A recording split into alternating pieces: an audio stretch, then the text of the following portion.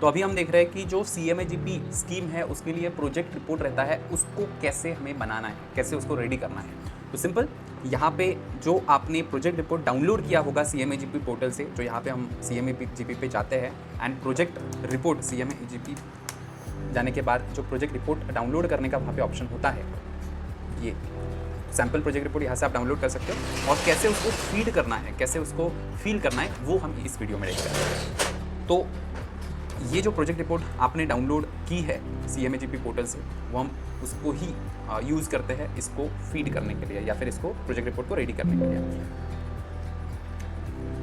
ये ऐसा रहेगा, 2 उसमें स्लाइड्स है या 2 शीट्स है।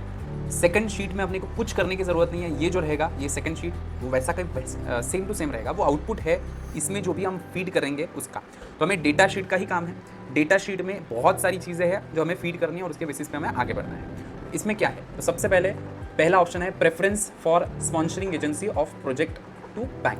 तो आपका जो जहाँ पर भी आप मैन्युफैक्चरिंग या सर्विस करना चाहते, आपका जो एरिया है जहाँ पे आप बिजनेस करना चाहते हो, वो preference for sponsoring agency of project to bank. तो स्पॉन्सरिंग एजेंसी कौन सी है, DIC रूरल है कि अर्बन है, कि ये 2 ऑप्शन है। 2 ये ऊपर के ऑप्शन जनरली काम में नहीं आते हैं। DIC अगर आपका बिजनेस रूरल एरिया में लोकेटेड है तो रूरल सिलेक्ट करेंगे, अर्बन एरिया में लोकेटेड है तो अर्बन सिलेक्ट करेंगे। हम फिलहाल रूरल सिलेक्ट करते हैं। तो ये डिपेंड करेगा आपका बिजनेस कहाँ पे है, अर्बन पे है कि रूरल पे है।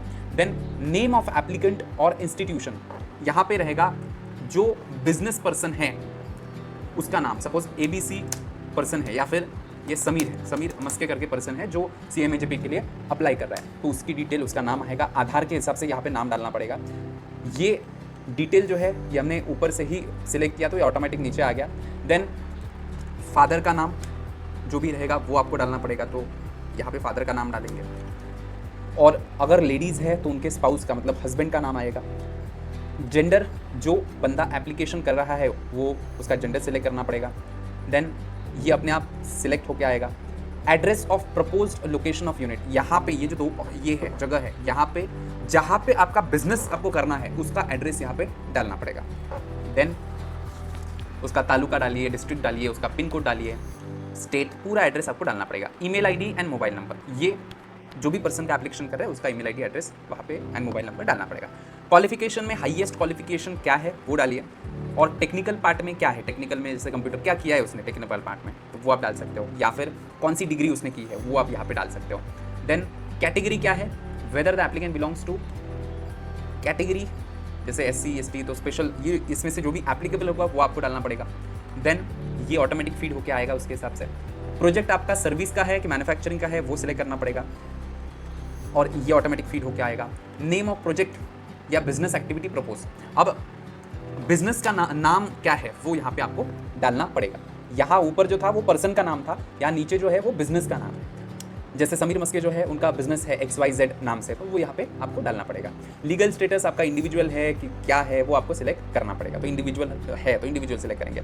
फिर अब लैंड में यहाँ पे 3 चीज़ें, लैंड है, फिर मशीनरी है, और बाकी जो बिजनेस शुरू करने के लिए छोटे मोटे खर्चे लगते हैं शुरुआत में वो है। फिर कितना, इन तीनों मिलके अपने को टोटल कितना खर्चा लगेगा वो है। फिर टोटल खर्चा लगेगा तो उसमें खुद का हिस्सा कितना है, बैंक कितना फाइनेंस करने वाला है, गवर्नमेंट सब्सिडी उसमें कितने मिलने वाले है, वो चीज़ें हैं। और नीचे का पार्ट जो है वो अलग है, तो हम यहाँ पे डिटेल डालेंगे। सपोज लैंड है तो लैंड खुद का है कि फिर रेंटेड है, तो वो हमें देखना पड़ेगा। तो एरिया स्क्वायर यहाँ पे स्पेसिफिकली दिया है कि एरिया आपका कितना है, यहाँ पे 10,000 स्क्वायर फीट है, तो जैसे मेरे सिचुएशन में सपोज 5,000 स्क्वायर फीट का एरिया है।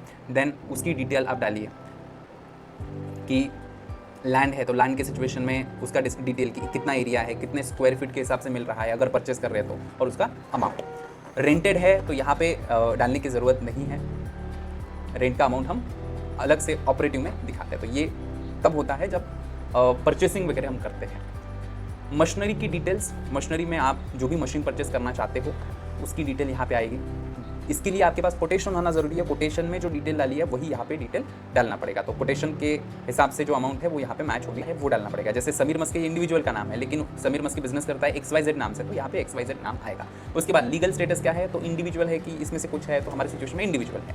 देन लैंड कितना लगेगा आपको, बिल्डिंग का कुछ कंस्ट्रक्शन अगर कर रहे हैं तो वो, मशीनरी कुछ लग रही है वो, बाकी कुछ खर्चे लग रहे हैं तो वो, तो टोटल आपका कितना खर्चा रहेगा उसका बाइफर्केशन हमें देना है। तो लैंड कितना स्क्वायर फीट आपको लगने वाला है, तो उसका स्क्वायर फीट कितना है, सपोज मेरे सिचुएशन में 4500 स्क्वायर फीट है तो वो आप डालिए।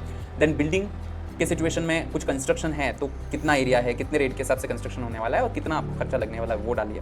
मशीनरी है तो मशीनरी में आपको कोटेशन मिला होगा तो कोटेशन जो मशीन का मिला है उसकी डिटेल यहाँ पे डालिए और आपकी जो भी कोटेशन अमाउंट होनी चाहिए मशीनरी को वो यहाँ पे मैच होनी चाहिए। देन प्रीलिमिनरी प्री ऑपरेटिव खर्चा अगर आपको करना है, फर्नीचर का खर्चा करना है, कुछ अदर मिसलेनियस खर्चा करना है तो वो आपको यहाँ पे डालना है और ये टोटल यहाँ पे ऑटोमेटिक आ जाएगा। वर्किंग कैपिटल ये तीनों का टोटल यहाँ पे आ जाएगा। तो ये डिटेल आपको कि आपको खर्चा कितना लगने वाला है उसकी डिटेल है। अब वो खर्चा जो भी लगेगा उसमें आपका खुद का हिस्सा कितना रहने वाला है, जैसे मैं 10% डालने वाला हूँ खुद का हिस्सा, बाकी बैंक का हिस्सा अपने आप आ जाएगा, गवर्नमेंट की सब्सिडी का हिस्सा जो है वो भी अपने आप जो है वो आ जाएगा। ये डिपेंड ऑन कि आपने कास्ट कौन सी डाली है उसके हिसाब से।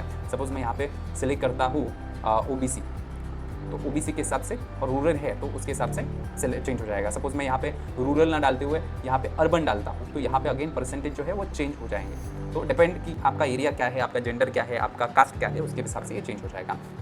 फिर डिटेल्स ऑफ सेल्स, अभी हम बोल तो रहे कि हमें सपोज इतना जो भी खर्चा लगने वाला है, सपोज मेरे प्रोजेक्ट के सिचुएशन में मैं बोल रहा हूँ कि 25 लाख का मेरे को खर्चा लगने वाला है। अब ये 25 लाख का खर्चा तो लगने वाला है, लेकिन हम खर्चा लगने के बाद कमाएंगे तो सही, तो कितना कितना आप कमाने वाले हो उसकी डिटेल यहाँ पे आपको डालनी पड़ेगी। और ये बहुत इंपॉर्टेंट है क्योंकि इसके बेसिस पे ही आपका जो नेक्स्ट शीट है, इसमें जो भी प्रोजेक्ट जो भी P&L बनता है, प्रॉफिट एंड लॉस अकाउंट है, वो इसके बेसिस पे ही बनता है। तो ये डिटेल अच्छे से फीड करना बहुत इंपॉर्टेंट है और ऐसी फीड होनी चाहिए जिसमें आपके जो बैंक को रिक्वायर्ड रेशोज रहते हैं वो भी क्लियर कट, मतलब बैंक के सेटिस्फैक्शन के लिए होनी चाहिए, जो CMAGP डिपार्टमेंट होता है उसके सेटिस्फैक्शन के लिए होनी चाहिए। तो ये डिटेल फीड करना बहुत इंपॉर्टेंट है और वो भी इट्स बेटर कि ये किसी जो एजुकेटेड पर्सन है जिसको फाइनेंस का नॉलेज है उससे आप ये फीड करके ले। देन आप सेल्स तो करने वाले हो, लेकिन उसके लिए जो भी सपोज मैन्युफैक्चरिंग है तो उस सिचुएशन में सेल करेंगे तो कुछ रॉ मटेरियल भी लगेगा, कुछ मैन्युफैक्चरिंग का खर्चा भी लगेगा, तो उसकी डिटेल यहाँ पे आपको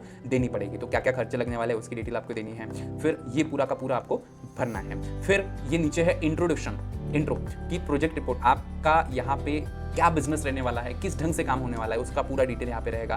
प्रमोटर मतलब आपका एक्सपीरियंस क्या है, आपका एजुकेशन क्या है, आपका क्या क्वालिफिकेशन है, वो सब यहाँ पे आएगा। तो यहाँ पे बिजनेस के बारे में डिटेल आएगी, यहाँ पे आपके बारे में, बिजनेस ओनर के बारे में डिटेल आएगी।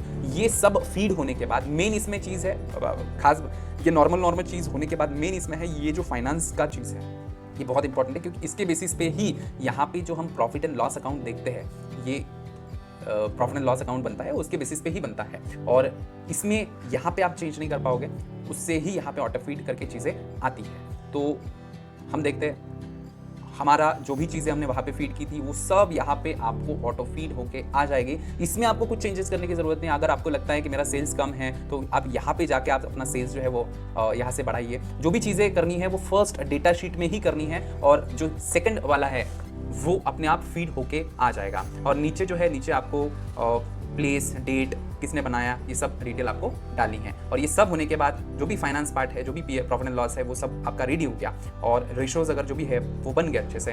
तो ये शीट अगर रेडी होगी उसके बाद आपको क्या करना है, इसको सिलेक्ट करना है पूरे पोर्शन को और इसको आपको PDF में कन्वर्ट करना है।